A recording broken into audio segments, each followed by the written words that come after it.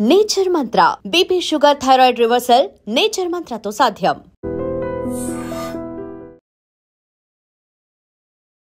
Present అయితే nomination ప్రక్రియ అయితే కంప్లీట్ అయిపోయింది. లైక్ అంటే నిన్ననే లాస్ట్ డేట్ కాబట్టి నామినేషన్స్ వేసే వాళ్ళందరూ వేశారు. దాదాపు 300 పైగా నామినేషన్స్ అయితే జూబ్లీ హిల్స్ ఉప ఎన్నికల పోరులో అయితే ఉండడం జరిగింది. సో ఇండిపెండెంట్ అభ్యర్థులు కావచ్చు, వేరే పార్టీలు వారు కావచ్చు, ప్రధానంగా వినిపిస్తున్న పేరు అయితే మనకి బీజేపీ, కాంగ్రెస్, బీఆర్ఎస్. సో వీళ్ళలో ఎవరిది గెలిపోతుందనే ఆసక్తికరంగా ఉన్నారు వెయిట్ చేయడానికి. ముఖ్యంగా ఈ నామినేషన్ లో ఇండిపెండెంట్ వాళ్ళు, రైతుల సమస్య ఉన్న వాళ్ళు, స్టూడెంట్స్ అందరూ వేసి ఇండిపెండెంట్ గా నామినేషన్ వేయడం జరిగింది. సో ప్రజెంట్ మనం ముఖ్యంగా మాట్లాడుకోవాల్సిన విషయం ఏంటంటే, ఇప్పుడు ప్రచారాలు ఇంకా జోరందుకోబోతున్నాయి. ప్రతి ఒక్క పార్టీ తను నిరూపించుకొని ఏం చేసింది, మేము ఇది చేసాం కాబట్టి మాకు ఓటేయండి, మేము ఇంకా చేయబోతాము, ఇది మేము డెవలప్ చేస్తాము అని చెప్పేసి ఓటేయండి అని చెప్పేసి అడగబోతున్నారు. సో ప్రజలు ఏం నిర్ణయిస్తారనేది అందరికీ ఆసక్తికరంగానే మారింది. 11న పోలింగ్ అయితే స్టార్ట్ అవుతుంది, 14న అయితే రిజల్ట్ కూడా వచ్చేస్తుంది. సో ప్రజెంట్ మన దగ్గర కొంతమంది ఉన్నారు, పబ్లిక్ అడిగి తెలుసుకుందాము ఎలా ఉంది అని చెప్పేసి. అన్న నమస్కారం. అన్న నమస్తే బ్రదర్. ఎలా ఉందన్న జూబ్లీ హిల్స్ ఉప ఎన్నిక హీట్ అంటుతుందా ప్రజలకి? నవీన్ యాదవ్ గారి గెలుపే ప్రజల్లో ఆ ఆనందాన్ని, ఆ జోష్ అనేది కనబడతా ఉంది ప్రజల్లో. అంతేనా? ఎందుకు నవీన్ యాదవ్ గారి పేరు ఈ రకంగా వినిపిస్తుంది, అంటే ఎందుకు ఆయన ఇంత సపోర్ట్ చేస్తున్నారు? బ్రదర్, ఫస్ట్ ఆఫ్ ఆల్ స్థానికుడు, localite, at the same time 17 years, గత 17 సంవత్సరాలుగా ప్రజా సేవకులో ప్రజల మధ్యలో ఉంటూ, వారు గాని వారి కుటుంబం గాని నిరంతరం ప్రజల్లో ఉంటూ, నిరంతరం ప్రజల సమస్యలపై పోరాడుతూ ఇచ్చేస్తున్న వ్యక్తి కాబట్టి డెఫినెట్ గా నవీన్ యాదవ్ గారికి ఆ ఇదనేది ఉంటుంది. ఆబ్వియస్లీ అపోజిషన్ నుంచి అయితే కొన్ని దాడి చేస్తూనే ఉంటారు, మాటల యుద్ధం అయితే జరుగుతుంది. అందులో భాగంగా నవీన్ గారిని అంటే కొంచెం రౌడీ పరంగా అంటున్నారని చెప్పి కొంతమంది వార్తలు కూడా వస్తున్నాయి, వసూలు చేస్తున్నారు. ఇలాంటి కామెంట్స్ వచ్చినప్పుడు మీకు ఎలా అనిపిస్తుంది? మాకేం కొత్త కాదు ఇది, నవీన్ గారికి ఏం కొత్త కాదు. వై బికాజ్ ఆయన రాజకీయ జీవితంలో, ఆయన ఒక ప్రజల జీవితంలో ఆయనని ఎన్నో ఇబ్బందులకి గురి చేసినారు. ఆయన ఉన్న నివాసాన్ని కూడా కూల్చివేశారు. అంటే ఇవన్నీ ప్రజల మధ్యలో అందరికి అన్ని విషయాలు అనేది చాలా క్లుప్తంగా, చాలా క్లియర్ గా అనేది ప్రజలకు తెలుసు. సో ఇవన్నీ ఏం కొత్త కాదు ఆ మనిషికి. అసలు ఆయన పొలిటికల్ లైఫ్, ఆయన పొలిటికల్ కెరియరే క్లోజ్ చేద్దామని చూశారు. బట్ ఆయన ఎంత అనగదొక్కాలని చూశారో, ఆయన అంతకు మించి అంచెలంచెలుగా ఎదుగుతూ ఈ రోజు ఈ స్థాయికి చేరుకోవడం అనేది చాలా ఆనందం, చాలా సంతోషం. ప్రజలందరూ కూడా చాలా ఆనందంగా ఉన్నారు. కన్ఫర్మ్ అంటారు? 100% బ్రదర్, గెలుపు ఎప్పుడో కన్ఫర్మ్ అయింది. మీరు అడుగుతున్నారు అంటే, నేను అనేది నామినేషన్ ర్యాలీ మొన్న జరిగింది జనాలకి, అంటే నేను అనేది క్లియర్ గా ఇట్ ఈస్ విజిబుల్. మీరు అంటున్నారు జనాలు ఇవన్నీ 0% ఎక్స్టార్షన్, 0% ఆయన మీద ఒక తప్పుడు కేసులు పెట్టడం తప్ప ఆయన ఎక్కడ ఒక అవినీతి పని చేయడం కానీ, ఎక్స్టార్షన్ చేయడం కానీ ఎక్కడ జరిగింది లేదు. అండ్ గెలుపు ఈజ్ 100% కాదు, 1000% పక్కా. నమస్కారం. నమస్తే మేడం, ఎలా ఉంది జూబ్లీ హిల్స్ ఎన్నికల పోరులో? ప్రధానంగా 3 పార్టీల అభ్యర్థుల పేర్లు అయితే వినిపించడం జరుగుతుంది, బీజేపీ, కాంగ్రెస్, బీఆర్ఎస్. సో ఎవరు గెలిచే ఛాన్స్ ఉంది అనుకుంటున్నారు? నేనైతే బీఆర్ఎస్ అనుకుంటున్నా అండి. బీఆర్ఎస్ పార్టీ వస్తుంది. ఎందుకంటే మాగంటి గోపీనాథ్ గారు ఆయన ఉన్నప్పుడు చాలా బాగా చేశారు కాబట్టి, మళ్ళీ వాళ్ళ వైఫ్ కి ఇచ్చారు కాబట్టి మళ్ళీ తను వస్తేనే అభివృద్ధి అవుతుందని అనుకుంటున్నాను. సునీత గారు కొంచెం అంటే ప్రచారంలో తగ్గుగా ఉన్నారని చెప్పేసి అపోజిషన్ వాళ్ళు చెప్పడం జరుగుతుంది. అసలు కనిపిస్తున్నారా, వినిపిస్తున్నారా అని కామెంట్లు చేయడము, లైక్ ఈసారి మాదే గెలుపోను, 35,000 మెజారిటీ మాదే అని చెప్పేసి చెప్పుకోవడం కూడా జరుగుతుంది.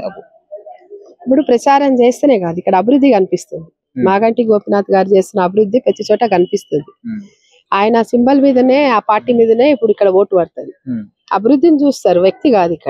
ఇక్కడ కేసీఆర్ కారు, మాగంటి గోపీనాథ్ అన్న చేసిన అభివృద్ధి మాత్రమే ఇక్కడ కనిపిస్తుంది కాబట్టి ఖచ్చితంగా అభివృద్ధిని చూసి ఓటేస్తారు, వ్యక్తిని కాదు. నవీన్ యాదవ్ గారు ఒక మాట చెప్పడం జరిగింది, లోకల్ వ్యక్తికి ఇంతవరకు 40 ఏళ్ల తర్వాత టికెట్ అసలు ఇవ్వలేదు, ఇప్పుడు వచ్చింది ఛాన్స్, లోకల్ వ్యక్తిని గెలిపించుకోండి మీరు అని చెప్పేసి మాట్లాడడం కూడా జరిగింది. నవీన్ యాదవ్ లోకల్ వ్యక్తి అనే వ్యక్తికి దీనికి అభివృద్ధికి ఏం సంబంధం?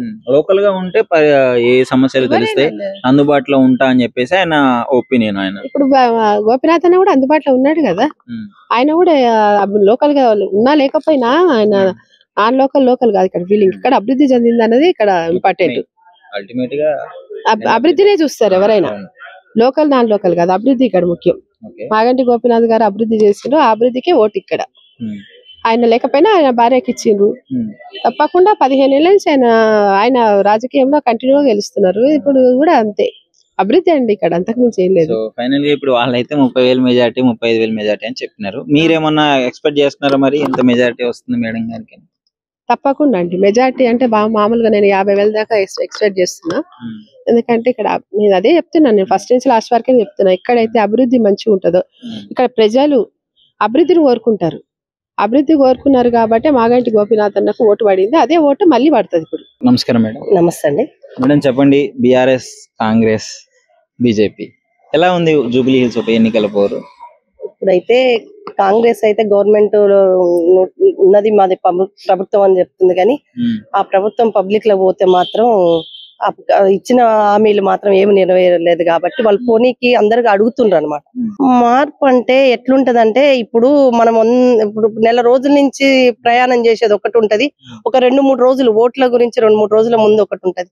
ఆ ముందులో వాళ్ళు ఏం చెప్పిండ్రో ఏం చేసిండ్రో గానీ అది ఒక మామైతే డౌటే. మాకైతే అది ఏమి చేసిండ్రో ఏందో మాకైతే డౌటే. అది ఎట్లా గెలిచిండ అన్నది చూసుకుంటే, ఆయన మాటల వల్ల గెలిచిండా ఎట్లా గెలిచిండ అన్న దగ్గర చూసుకుంటే మాకైతే డౌటే. ఆయన అయితే ఇప్పుడు ప్రెసెంట్ అయితే సునీత గారు మరి ఏంటి సింపతి ఓట్లు అడుగుకుంటున్నారు అనే విధంగా వాళ్ళు కూడా ప్రచారం చేయడం జరుగుతుంది. సింపతి ఓట్లు పడవు, ఏదైనా అభివృద్ధికే పడుతుంది, మేము అభివృద్ధి చేస్తాము అని చెప్పేసి అధికారంలో ఉన్న కాంగ్రెస్ పార్టీ అయితే చెప్పడం జరుగుతుంది. ఒక వాస్తవం అండి, సింపతి ఓట్లు అన్నది వాస్తవం అనుకుందాం ఒక మాటకు. నువ్వు మరి సీఎం కదా, నువ్వు ఇంతమంది మంత్రులు ఎందుకు పంపుతున్నావు?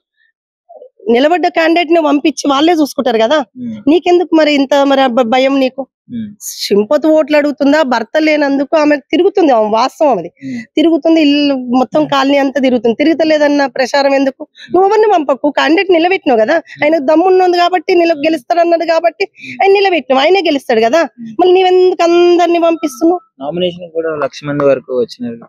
నామినేషన్ అంటే ఇక చూపించినంత మాత్రంలో గెలుస్తారన్నది మాత్రం లేదు.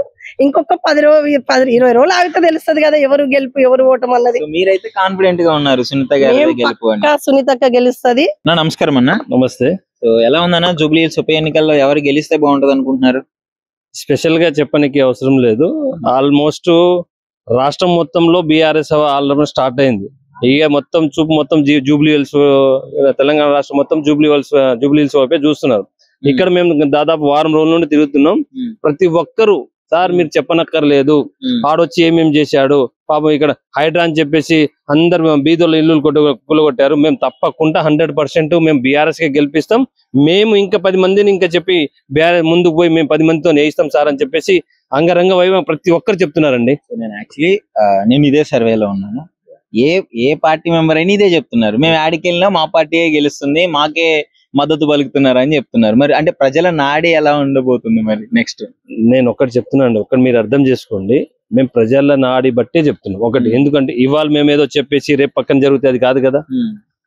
మేము ఒక ప్రతి ఇంటింటికి మేము తిరుగుతున్నాం, మేము చెప్తున్నాం ఇట్లా సార్ మీరు చెప్పనక్కర్లేదు, 100% బీఆర్ఎస్ 10 సంవత్సరాలు ఎట్లా అభివృద్ధి చేసిందని మేము చూసాం. ఈ 2 years లోనే ఏం అనుభవం అయింది అనేది మా కళ్ళకు కట్టినట్టు కనబడుతుంది. 100% బీఆర్ఎస్ కే వేస్తాం, పక్కా వేస్తాం అని చెప్పేసి వాళ్ళు కుండ బదిలీ కొట్టినట్టు చెప్తున్నారు. నవీన్ యాదవ్ గారు 35,000 మెజార్టీ మాకే అంటున్నారు, బీజేపీ అభ్యర్థులేమో 50,000 మెజార్టీ మాకే అంటున్నారు. నవీన్ యాదవ్ గారు ఇక్కడ వాళ్ళ బ్యాక్గ్రౌండ్ ఏంది, వాళ్ళ ఏందో ఇక్కడ అందరికి తెలుసండి. ఏ విధంగా గోపీనాథ్ గారు గత సంవత్సరం గెలిచినప్పుడు, ఇంతకుముందు గెలిచినప్పుడు ఏం చేశారు ప్రతి ఒక్కరు చెప్తున్నారు. సరే అది అనుకోకుండా అకాల మరణం చెందారు, అది వాళ్ళు చేసిన అభివృద్ధి, బీఆర్ఎస్ పార్టీ చేసిన అభివృద్ధి బరాబర్ ఉంది, కనబడుతుంది. కాబట్టి 100% మేము పార్టీ పరంగా బీఆర్ఎస్ కి ఇస్తాం. అదే విధంగా సునీత గారి గెలుపు ఖాయమైంది సార్, మీరు దీని మీద టెన్షన్ తీసుకోవద్దని చెప్పేసి చాలా ప్రతి ఒక్కరండి. మేము ఒక దగ్గరనే ఏదో మా పార్టీ నుండి అని కాదు, మేము చెప్పేది ఏంటంటే టోటల్ ఈజీగా తెలుస్తుంది. లేకుంటే మేము ఇంత బహిర్గతంగా ఇంత ప్రౌడ్ గా ఎందుకు చెప్తాం? మా గెలుపు ఖాయమైందనే చెప్తాం. మీరు తిరుగుతున్నారు, మీరు ఒకసారి తెలుసుకోండి, మీరు తెలుసుకున్నప్పుడు మీకే తెలుస్తుంది కదా. సో ఫైనల్ గా మీ అభిప్రాయం ప్రకారం ఎంత మెజారిటీ రావచ్చు ఏమనుకుంటున్నారు? మాక్సిమం ఇక్కడ అంటే 100% అండి. కొందరు సీనియర్ సిటిజన్స్ ఉన్నారు, వాళ్ళు ఓటు వేయడానికి పాల్గొనాలి, మాక్సిమం పాల్గొంటే. అవును, జూబ్లీస్ ఎప్పుడు 50% నమోదు అవుతుంది ఓటు. ఇది చాలా బాధాకరమైన విషయం. అయితే ఇక్కడ ఏంటంటే కొందరు బయటికి వెళ్ళడం, వాళ్ళ జాబ్ పర్పస్ అక్కడిక్కడ ఉంటారు కాబట్టి మేబీ పడకపోవచ్చు అనేది. సరే, పడ్డ దాంట్లో అయితే మాకైతే 100% ఒక 45 నుండి 50,000 వరకు మెజార్టీతో వస్తుంది. సో వచ్చే ఎన్నికల్లో ఎవరిని గెలిపించుకుందాం అనుకుంటున్నారు జూబ్లీస్ ఉప ఎన్నికలు? మాగంటి గోపినాథ్ గారి మిస్సెస్ నిలబడింది కదా సార్, వారినే గెలిపించుకుందాం అనుకుంటున్నాము. ఎందుకని రీజన్ తెలుసుకోవచ్చా? సార్, ఇక మాగంటి గోపినాథ్ సార్ వరుసగా 3 సార్లు గెలిచారు. ఇక్కడ అభివృద్ధి కూడా చేశారు సార్ ఆయన, కాబట్టి మళ్ళీ ఆయననే గెలిపిద్దామని అనుకుంటున్నాం. ప్రస్తుతము కాంగ్రెస్ కూడా మంచి పోటీ ఇస్తుంది. లోకల్ గా నిలబడిన వ్యక్తికి టికెట్ ఇవ్వడం జరిగింది, నవీన్ యాదవ్ గారికి. సో దీన్ని ఎలా చూస్తారు ఈ కాంపిటీషన్? లోకల్ అనేది నాన్ లోకల్ అనేది కాదు కానీ సార్, అభివృద్ధి ఒకటి. మాగంటి గోపినాథ్ సార్ అనే వ్యక్తి సౌమ్యుడు, ప్రజలతో మమేకం అయిపోతారు. అర్ధరాత్రి వెళ్ళినా కూడా సారు సాయం చేయడానికి ముందుంటారు. దాన్ని దృష్టిలో పెట్టుకుని ప్రజలు మళ్ళీ ఆయననే గెలిపించాలనుకుంటున్నారు. ఏ ఇంటికి పోయినా పాజిటివ్ రెస్పాన్స్. అంటే గోపీనాథ్ గారు ఉన్నది వేరు, అదొక బ్రాండ్ చెప్పుకోండి. ఇప్పుడు వాళ్ళ మిసెస్ కి టికెట్ ఇవ్వడం వల్ల పొలిటికల్ గా ఆమె అంటే హ్యాండిల్ చేయగలదా లేదా అనే క్వశ్చన్స్ ఒకటి, ఏ టైం అయినా ఏ సమస్య అయినా ఆమె రాగలదా లేదా అనే క్వశ్చన్స్ ఒకటి ప్రజల్లో కొంచెం ఎక్కడో ఓ మూలన ఉంటుంది కదా. ఇప్పుడు ఆ ఎఫెక్ట్ ఏమైనా పడుతుంది అంటారా, లేదు మేడం స్వచ్ఛందంగా వచ్చి చేయగలదు అని మీరు అనుకుంటున్నారా? తప్పకుండా చేయగలరు సార్, ఎందుకంటే వాళ్ళు పొలిటికల్ ఫ్యామిలీ కాబట్టి మేడం చేయగలుగుతారు తప్పకుండా. ఆమె వెనుక కేసీఆర్ గారు ఉన్నారు, కేటీఆర్ గారు, హరీష్ రావు లాంటి పెద్దలు ఉన్నారు కాబట్టి ఖచ్చితంగా వారి సహకారంతో మేడం ప్రజల్లోకి వెళ్తుంది, అభివృద్ధి కూడా చేస్తుంది తప్పకుండా. సో ఏం చెప్పదలుచుకున్నారు మరి? ఇప్పుడు ఇప్పుడున్న పరిస్థితుల్లో పోటీ పరంగా ఇంకా ఇండిపెండెంట్ క్యాండిడేట్ దాదాపు 300 పైగా వేయడం జరిగింది నామినేషన్, ఏమంటారు దానికి? ఏమున్నా కూడా నవీన్ యాదవ్, సునీత గారి మధ్యలోనే పోటీ ఉంటుంది సార్. ఇక వేరే ఇక వాళ్ళు వేస్తుంటారు. బీజేపీ లేదంటారు అసలు మీ దృష్టిలో? బీజేపీ కూడా ఉంటుంది సార్, కానీ 3rd ప్లేస్ ఉంటుంది సార్. నమస్కారం. నమస్తే అన్న. పేరు? నా పేరు Ramanna. Jubilee hills bypoll election లో పోరు కొంచెం రసవత్తరంగా ఉంది. బీఆర్ఎస్ నుంచి సునీత గారు, బీజేపీ నుంచి లంకా దీపక్ రెడ్డి గారు, నవీన్ యాదవ్ గారు కాంగ్రెస్ నుంచి. సో వీరిలో ఎవరు డెవలప్ చేయగలరు అనుకుంటున్నారు జూబ్లీ హిల్స్ కాన్స్టిట్యున్సీ? అంటే కాన్స్టిట్యున్సీలో ఎప్పుడు ప్రజలకు అందుబాటులో ఉండుకుంటూ ప్రజలు, ఇప్పుడు ఆయన ఇక్కడ లోకల్ ఇక్కడనే పుట్టి పెరిగిండు. 16-17 సంవత్సరాల నుంచి పబ్లిక్ సర్వీస్ లో పబ్లిక్ సేవలు అవి అందించుకుంటా ఒక ఎన్జిఓ నుంచి ఆయన ఎన్నో సేవలు చేసాడు. ఇక్కడ లోకల్ లో ప్రతి సమస్య పైన ఆయనకే అవగాహన ఉంది. ఇప్పుడు ఈ బీజేపీ గానీ బీఆర్ఎస్ అంతా వీళ్ళు బయట నుంచి వచ్చి ఏదో పార్టీ సింబల్స్ పైన లేకపోతే వీళ్ళు దోచుకున్న డబ్బులు ఖర్చు పెట్టి గెలిచిన చరిత్ర బీఆర్ఎస్ వాళ్ళది అప్పుడు. అయితే ఇప్పుడు నవీన్ అన్నకి ఏంటంటే లోకల్ గా ఏ సమస్యలు ఇప్పుడు ఎక్కడ ఎట్లాంటి ఏ డివిజన్ లో వాటర్ సెవరేజ్ లేకపోతే కరెంట్ సమస్యలు, మళ్ళీ ఇటు రైమన్ నగర్ సైడ్ వచ్చే వరకు ఈ హైటెన్షన్ లైన్ ద్వారా జరిగే సమస్యలు, ఇవన్నిటిపైన అవగాహన ఆయనకున్నది. సో జనాలు కూడా ఏంటంటే ఒక మంచి చదువుకున్నోడు, ఎవరు వచ్చినా ఒక చిన్న పిల్లోడి నుంచి పెద్ద వరకు వచ్చినా కానీ కూడా మంచిగా స్పందించి పేరుతో పిలిచి దగ్గర పిలుచుకొని మాట్లాడే వ్యక్తి, మంచి హోల్డ్ ఉంది అన్నకు. సో ఈసారి ఒక నేషనల్ పార్టీ ఎన్నో సర్వేలు చేసి క్యాండిడేట్ ని ఎంపిక చేసుకున్నారు. ఆయన ఎంపిక చేసుకుని ఆయన విజయం అప్పుడే అయిపోయింది. ఇంకోటి ఏంటంటే ఆయన నామినేషన్ కి ఆయన చేసి ఈ బీఆర్ఎస్ వాళ్ళు తట్టుకోలేక ఆ నామినేషన్ ని చూసి తప్పుడు ప్రచారాలు చేసుకుంటా, అంటే ఒక బీసీ లీడరు ఎదగకూడదు, ఎదిగితే ఇంకా మమ్మల్ని ప్రశ్నిస్తారు అని కొన్ని వర్గాలు కొంతమంది లీడర్లు అందరు గారు ముఖ్యమంత్రి గారు ఇచ్చినటువంటి ఈ బంగారు అవకాశాన్ని మా బీసీ ప్రజలకు ఎంతో మేలు చేసే విధంగా ఉంటుందని మేము భావిస్తూ స్వచ్ఛందంగా కాన్స్టిట్యున్సీలో ఉన్న ప్రజలంతా నామినేషన్ రావడం జరిగింది. అది చూసి వాళ్ళు తట్టుకోలేక ఏదో రాళ్ళు ఇసిరే ప్రయత్నం చేస్తున్నారు, ఏదో తప్పుడు ప్రచారాలు చేయాలని చూస్తున్నారు. అవన్నీ జనాలు నమ్మతలేరు. ఖచ్చితంగా విజయం అన్నదే ఉంటది. లంకా దీపక్ రెడ్డి గారిని కొంచెం లేట్ గా అనౌన్స్ చేయడం జరిగింది అభ్యర్థిగా. మరి ఏంటి, ఎలా ఉంది పరిస్థితి ఇప్పుడు? ప్రస్తుతం అయితే ఈ రోజు జరుగుతున్న పరిస్థితిని బట్టి చూస్తే మాత్రం లేట్ గా అయినా లేటెస్ట్ గా వస్తున్నాడు సారు. ఓకే, ఎలాంటి ఇబ్బంది లేదు, ప్రజల లోపల మంచి స్పందన ఉంది. రాష్ట్ర అధ్యక్షుడు మరి ఇతర వ్యక్తులు కూడా చాలా మంది వచ్చిండ్రు. ఈ గైలో ఇక్కడనే మొదలు పెట్టేసి ఉన్న సమస్యలు తెలుసుకోవడం జరిగింది. ప్రజల లోపల నుంచి మంచి స్పందన ఉంది. వాళ్ళు ముఖ్యంగా ఇంతకుముందు ఉన్న కార్పొరేటర్లు కానీ ఇంతకుముందు ఉన్న పార్టీ వ్యక్తులు కానీ ఎవరు కూడా సరైన సదుపాయాలు ఎవరు కల్పించలేదు. మీరు కూడా ఇప్పుడు మీడియా పరంగా చూస్తే కూడా ఈ రోడ్లు ఇలాంటివి చూస్తే కూడా మీకు తెలిసిపోతుంది ఎట్లా ఉంది పరిస్థితి. ఈ మురుగునీరు కాలువలు ప్రవహిస్తున్నాయి చాలా. సో దాన్ని బట్టి చూస్తే పబ్లిక్ కావాలనుకుంటుంది మౌలిక సదుపాయాలు అసలు చాలా కుంటుపడినాయి. పేరుకే చెప్పుకోవడానికి జూబ్లీ హిల్స్ నియోజకవర్గం కానీ నిజంగా చిన్న ఒక గ్రామంలో ఉన్న ఫెసిలిటీస్ కూడా కనపడట్లేదు, బయట మార్కెట్ లో అయితే కనపడట్లేదు. సో దట్ ప్రజలు మాత్రం బీజేపీకి అనూహ్యమైన స్పందన ఇస్తున్నారు. నవీన్ యాదవ్ గారు నామినేషన్ కి 1,00,000 మందిని తీసుకెళ్లారు. సునీత గారికి పాజిటివిటీతో పాటు సింపతి ఓట్స్ కూడా కొంచెం ఉన్నాయని చెప్పేసి అంటున్నారు. వీళ్ళ పోరులో మరి ఎలా ఉండబోతున్నారు? రావచ్చండి, ఇక అలాంటిది జరగచ్చు. చాలా బీజేపీ ముందు వచ్చే వాళ్ళు మాత్రం నిజమైన కార్యకర్తలు వస్తారు. నువ్వు బయట నుంచి చాలా మందిని తీసుకొని రావచ్చు, అలాంటివి జరుగుతుంది కామనే. కాకపోతే బీజేపీకి వచ్చే వాళ్ళు మాత్రం ప్రతి ఒక్కరు కార్యకర్తలు నిజంగా ఓటు వేసే వాళ్ళు మాత్రం అసలు ఈ బీజేపీ నుంచి వచ్చే ఒక కార్యకర్త బయట నుంచి ఒక 100 మంది కార్యకర్తలతో సమానం. అది అందరికి తెలుసు. నిస్వార్థంగా ఎలాంటి డబ్బులు అలాంటి ఆశించకుండా జిల్లాల వ్యాప్తంగా వచ్చేసి క్యాన్వాసింగ్ చేయడానికి తయారుగా ఉన్నారు. ఎలా ఉంది జూబ్లీ హిల్స్ ఉప ఎన్నికల్లో ఎవరు గెలవబోతున్నారు అంటే? ఎక్కడ తిరిగినా బ్రహ్మరథం పడుతున్నారు. పబ్లిక్ పూలతో స్వాగతం బీజేపీ క్యాండిడేట్ కు బ్రహ్మరథం పడుతున్నారు. ఎక్కడ పోయినా కూడా ఇంత పబ్లిక్ లో ఉందని మేము ఎప్పుడు కూడా ఊహించలేదు. ఇప్పుడు చాలా బ్రహ్మాండంగా ఉంది. సో మరి ఏంటి ఇటు సైడ్ నుంచే పోటీ కూడా అదే విధంగా ఉంది కదా? పోటీ ఏం లేదండి, బీజేపీ క్యాండిడేట్ 100% గెలుస్తున్నాడు. ఏదో రోడ్డు మీద ఉన్న లేబర్ని తెచ్చి మేము ఎంత మందిని తెచ్చినామంటే కాదు. మాకు బీజేపీతో స్వచ్ఛందంగా వస్తాం. మా సొంత డబ్బులు పెట్టుకొని మేము వచ్చినాం. ఇప్పుడు మేము కారు తీసుకొని వచ్చినాం, మా సొంత డబ్బులతో వచ్చినాం. ఎవరు మాకు డబ్బులు ఇవ్వాల్సిన అవసరం లేదు, మేము డబ్బులు కూడా అడగం. మేము కానీ ఈ పోరులో మరి ఇంత ఇప్పుడు బీఆర్ఎస్ నుంచి మాగంటి సునీత గారు, ఇటు నవీన్ యాదవ్ గారు మంచి వినిపిస్తున్న పేరు అయింది. దీపక్ రెడ్డి గారిని లేట్ గా అనౌన్స్ చేయడం జరిగింది. తట్టుకోగలరు అంటారా? మా నరేంద్ర మోదీ ఉన్నంత వరకు బీజేపీలో ఎక్కడైనా తట్టుకుంటారండి. నరేంద్ర మోదీ చేసిన అభివృద్ధి చాలు మాకు. ఆయన పేరుతోటి వచ్చేస్తాడు ఆయన. చూసామండి, మేము బజార్ లో చూసాము. డ్రైనేజ్ వాటర్ అంతా రోడ్డు మీద ఉన్నదండి. డ్రైనేజ్ లో పోతలేదు వాటర్, మోరీ మీద రోడ్ల మీద పోతుంది. మళ్ళీ 10 ఏళ్ళు ఏం అభివృద్ధి చేసినట్లు వాళ్ళు. దీపక్ రెడ్డి గారు వస్తే ఈ డ్రైనేజ్ సమస్య అంతా తీరిపోతుంది. 100% చేస్తామండి. మేము చేసి చూపిస్తాం. బీజేపీలు మాటలు ఇచ్చి పోరు, ఏదైతే చేస్తామంటారో అది ఖచ్చితంగా చేసి చూపిస్తారు. హామీలలో మాత్రము కూలిపేసిన గుడిని కట్టిస్తాము ఇట్లాంటివి కామెంట్ చేయడం వల్ల మత రాజకీయాలు చేస్తున్నారు అని చెప్పేసి కొంతమంది కామెంట్లు పెట్టడం జరుగుతుంది. దాని గురించి ఏమంటారు? దాంట్లో తప్పేముందండి? హిందువుగా ఉన్నాడు అన్నాడు, తప్పేముంది? కడతాం మేము. అంటే కొంతమంది దాన్ని ఇప్పుడు మత రాజకీయాలు చేస్తున్నారు అని చెప్పేసి దాన్ని ట్యాగ్ లైన్ చేస్తున్నారు కదా. ఎంఐఎం మత రాజకీయం కాదా? ఎంఐఎం కలుపుకొని చేసుకుంటాం మత రాజకీయం కాదా? ఒక బీజేపీ మాత్రమే మత రాజకీయమా? బీజేపీ ఎప్పుడు మత రాజకీయం చేయలేదండి. దేశాన్ని ప్రేమించేటోడు ఎవరైనా పర్వాలేదు, మా వ్యక్తి. దేశ ద్రోహులు ఎవరైనా మాకు కాదు, మాకు సంబంధం లేదు వాళ్ళతో. ఈ దేశంలో ఉన్నా పక్క దేశంలో ఉన్నా మా తమ్ముడైనా కూడా నా దేశానికి ద్రోహం చేసినోడు ద్రోహే. ఎవరిని గెలిపించుకుంటే జూబ్లీ హిల్స్ డెవలప్ అవుతుంది, జూబ్లీ హిల్స్ మళ్ళీ మంచి? మేము ఒకటే అండి, ఇంతకుముందు మాకు కాంగ్రెస్ పార్టీ చేస్తుంది అని చెప్పేసి ఎప్పుడు ఉండే జమాన్లో అయిపోయింది అది. తర్వాత కేసీఆర్ వచ్చిన తర్వాత బీఆర్ఎస్ పార్టీ వచ్చిన తర్వాత ప్రతి ఒక్కరు హ్యాపీగా ఉన్నారు.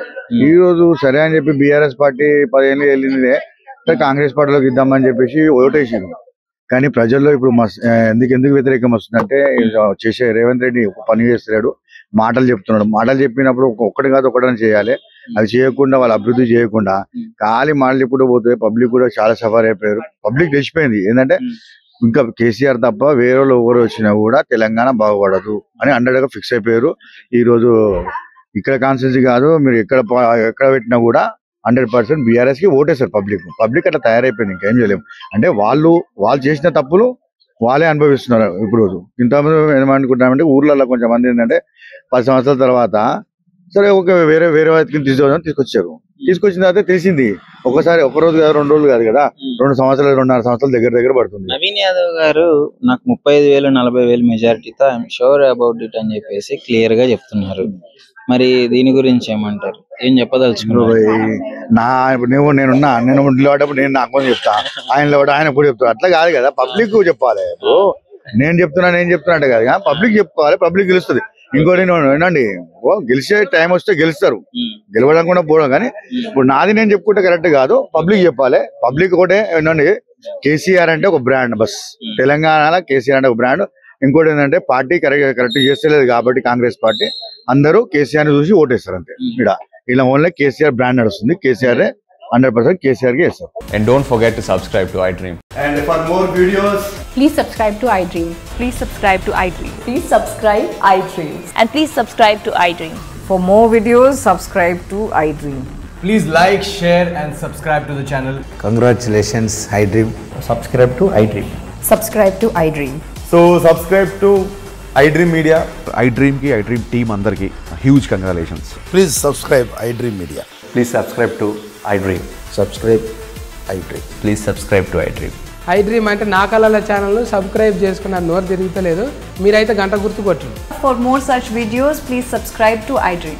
Subscribe to iDream. Please subscribe to iDream. Please subscribe iDream Media. Please do subscribe to iDream. Please subscribe to iDream Media. For best entertainment and information, please subscribe iDream.